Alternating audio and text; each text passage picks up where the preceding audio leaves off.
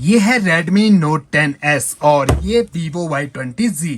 तो आज मैं लाया हूँ 14,000 रुपए के प्राइस रेंज में मिलने वाले दो स्मार्टफोन, जिनकी अनबॉक्सिंग और कंपैरिजन करेंगे एक साथ और देखेंगे कौन सा स्मार्टफोन आपके लिए है सबसे बेस्ट। तो बने रहिए मेरे साथ। वीडियो में चैनल पे आए हो फर्स्ट टाइम तो सब्सक्राइब जरूर कर दें। Redmi Note 10S के बॉक्स पर आपको मोबाइल का डिजाइन देखने को मिल जाएगा। इसमें आपको पंच होल डिस्प्ले मिलती है। वहीं Vivo Y20G में आपको कहीं भी मोबाइल का डिजाइन नहीं दिया गया है। ऊपर India's number 1 smartphone brand made in India को मेंशन किया गया है रेडमी में, और वीवो में 4GB रैम 64GB के इंटरनल स्टोरेज को मेंशन किया गया है। बाकी बैक साइड में आपको हेडलाइन फीचर्स दिए गए हैं, जिन्हें मैं आपको वीडियो में आगे बताता रहूंगा। तो जल्दी से दोनों स्मार्टफोन के बॉक्स ओपन कर लेते हैं। रेडमी के बॉक्स में आपको सबसे ऊपर स्मार्टफोन रखा हुआ मिलता है, जिसे हम फिलहाल रखेंगे साइड में। इसके बाद अंदर एक मिनी बॉक्स दिया गया है, जिसके बैक साइड में सिम इजेक्टर पिन, अंदर quick start guide, user manual और फोन की सेफ्टी के लिए एक फ्लेक्सिबल ट्रांसपेरेंट सिलिकॉन का कवर दिया गया है, काफी अच्छी क्वालिटी का। इसके बाद अंदर देखें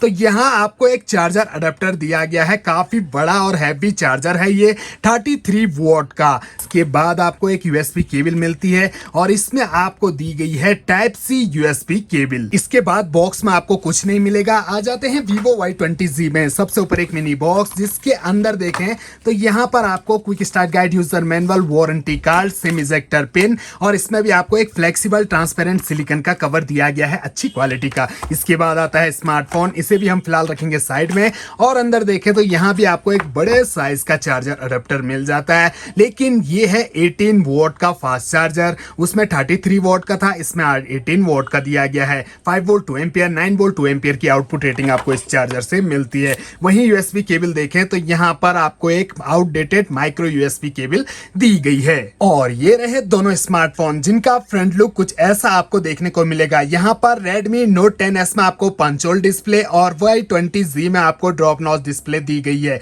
दोनों पर आपको स्क्रैच गार्ड पहले से लगा हुआ मिल जाता है। और ये है दोनों स्मार्टफोन के बैक पैनल। दोनों में आपको प्लास्टिक पॉलीकार्बोनेट बॉडी मिलती है, लेकिन डिफरेंट बैक पैनल दोनों में दिए गए हैं। कर्वी बैक पैनल आपको मिलता है Note 10S में और बिल्कुल प्लेन बैक पैनल आपको Y20G में दिया गया है। दोनों में आपको काफी ग्लोसी फिनिश देखने को मिल जाती है। Note 10S में आपको अंतरिक्ष का नजारा देखने को मिल जाएगा, क्योंकि यहाँ पर आप देख सकते हैं काफी अच्छी शाइनिंग आपको यहाँ पर देखने को मिल जाती है। स्टार चमक रहे हैं जो काफी अच्छे लग रहे हैं। वहीं Y20G में आप देख सकते हैं यहाँ आपको लाइट रिफ्लेक्शन काफी अच्छा देखने को मिल जाता है। इसके अलावा नीचे की साइड Vivo और Redmi की ब्रांडिंग की गई है। दोनों स्मार्टफोन के कैमरा सेटअप पे नजर डालें तो अलग अलग कैमरा सेटअप के साथ दोनों स्मार्टफोन आते हैं, जिसमें Redmi Note 10S आपको क्वाड कैमरा सेटअप के साथ मिलता है, जिसमें मेन कैमरा है 64 मेगापिक्सल का, 8 मेगापिक्सल का अल्ट्रा वाइड, 2 मेगापिक्सल का माइक्रो और 2 मेगापिक्सल का depth sensor camera with LED flash light दिया गया है। और Y20G आपको दे रहा है ट्रिपल कैमरा,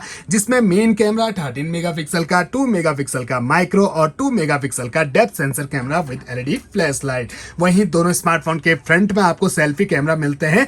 13 मेगापिक्सल का सेल्फी कैमरा आपको Note 10S में और Y20G में आपको 8 मेगापिक्सल का सेल्फी कैमरा दिया गया है। दोनों स्मार्टफोन के बैक साइड में आपको फिंगरप्रिंट सेंसर कहीं नजर नहीं आ रहा होगा, क्योंकि दोनों ही स्मार्टफोन आपको दे रहे हैं side mountain rear fingerprint sensor, यानी कि जहां पावर ऑन की है वहीं पर फिंगरप्रिंट सेंसर भी दिया गया है। इसके अलावा वॉल्यूम रॉकर्स, ऊपर की साइड आपको Vivo कुछ नहीं देता, Redmi बहुत कुछ देता है। सेकेंडरी माइक नॉइज कैंसिलेशन के लिए, एयर ब्लास्टर रिमोट कंट्रोल के लिए और स्पीकर भी दिया गया है, यानी कि इसमें आपको डुअल स्टूडियो स्पीकर मिलते हैं। लेफ्ट साइड में सिम ट्रे और बॉटम में आपको 3.5 mm का audio jack, primary mic, charging jack और स्पीकर दिए गए हैं। चलिए दोनों स्मार्टफोन की पावर भी ऑन हो गई है। सबसे पहले इनकी ब्राइटनेस को फुल कर देते हैं, ताकि और अच्छे से हमें डिस्प्ले देखने को मिले। तो करीब से आपको दोनों स्मार्टफोन की डिस्प्ले को दिखाएं तो दोनों स्मार्टफोन में आपको काफी कलरफुल और ब्राइट डिस्प्ले देखने को मिल जाती है, लेकिन थोड़ी अच्छी डिस्प्ले क्वालिटी आपको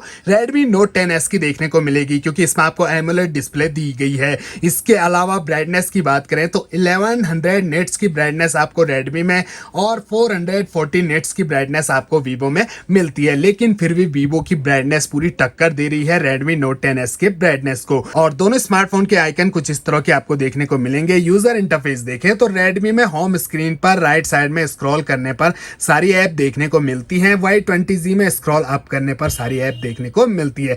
दोनों मोबाइल में आपको फालतू ब्लोटवेयर प्री इंस्टॉल ऐप दी गई है, हालांकि कुछ को आप अनइंस्टॉल भी कर सकते हैं। दोनों स्मार्टफोन के एज बेजल्स को देखें तो थोड़े से बेजल्स ज्यादा आपको Y20Z में नजर आएंगे। वहीं बात करते हैं दोनों स्मार्टफोन के डिस्प्ले साइज की, तो Redmi Note 10S में आपको मिलती है 6.43 इंच की full HD plus super AMOLED display. वहीं Y20Z में आपको मिलती है 6.51 इंच की HD प्लस IPS LCD। 14,000 रुपए का ये मोबाइल है और इसमें आपको फुल HD प्लस डिस्प्ले भी नहीं मिलती है। इसके अलावा दोनों का aspect ratio 20:9, screen resolution Redmi Note 10S में 1080x2400 पिक्सल और पिक्सल डेंसिटी 409 ppi की मिलती है। और Vivo Y20Z में आपको स्क्रीन रेजुलेशन 720x1600 पिक्सल और पिक्सल डेंसिटी 270 ppi की दी गई है। दोनों स्मार्टफोन में आपको 60 हर्ट्ज का रिफ्रेश रेट दिया गया है। चलिए बात करते हैं हाइट की, तो 160.4 मिलीमीटर की हाइट आपको मिलती है Note 10S में।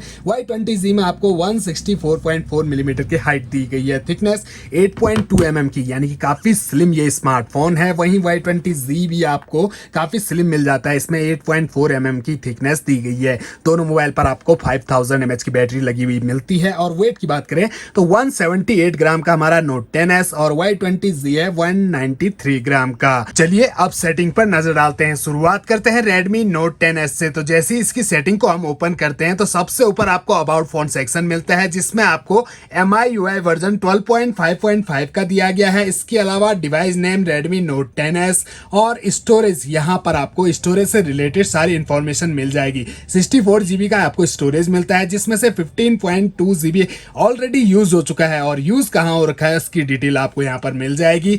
11.68 GB को सिस्टम ने यूज किया है और लगभग 1 GB स्टोरेज को जो फालतू प्री इंस्टॉल ऐप है उन्होंने यूज किया हुआ है। एंड्रॉइड वर्जन 11 मिलता है। ऑल स्पेसिफिकेशन को ओपन करें तो इसमें आपको 6 GB रैम मिलती है LPDDR4X की।